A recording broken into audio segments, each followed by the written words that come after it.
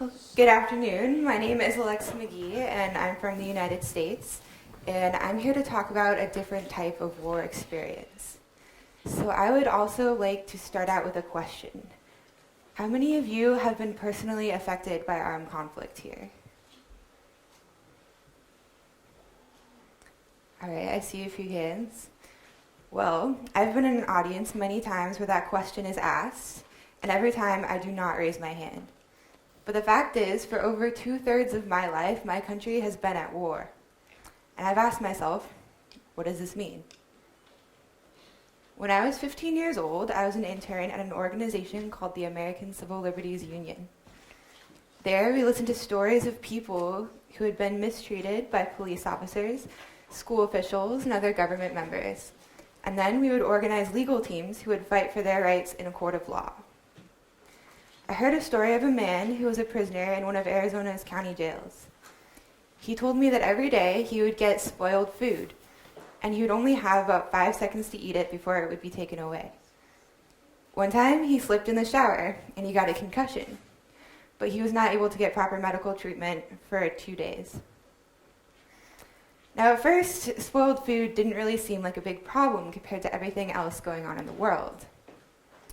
But then I wondered, if the United States, a country with extremely robust constitutional protections, would treat a prisoner this way, a member of one of its most populous, vulnerable populations, what did that say about us? And as a country constantly at war, what did that mean for the fighters that we took into our own custody as prisoners of war? Now, this experience in Arizona is what sparked my interest in law. And as I moved through school, I learned about other fields of law, namely international humanitarian law. And I asked myself the same question. What organization was there that could check up on these prisoners' rights? What organization would make sure that these prisoners of war had food, had proper medical treatment? And it was then that I found the International Committee of the Red Cross. So I quickly became involved in the American Red Cross, working in Arizona, Colorado, and eventually a national headquarters in Washington, D.C. And there I really became invested and interested in the future of international humanitarian law.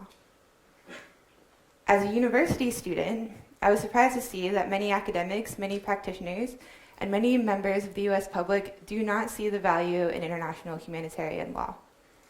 They think it is so outdated and there are more important priorities that it is not worth amending and we should leave it behind. I disagree. There's a very familiar quote by Gandhi who said that the true measure of any society can be found in how well it treats its most vulnerable members. Well, I think that in the context of armed conflict, the true measure of a society is how well it treats its most vulnerable members of the opposite side.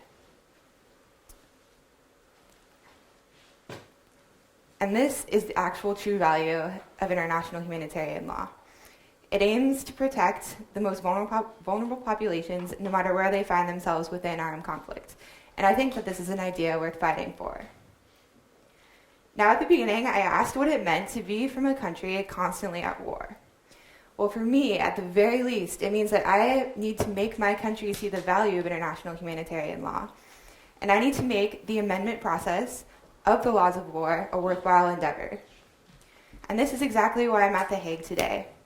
It's to be with a group of people who are willing to get creative and who are willing to work hard to ensure that even future wars have limits. So thank you guys so much for being here. I really appreciate it.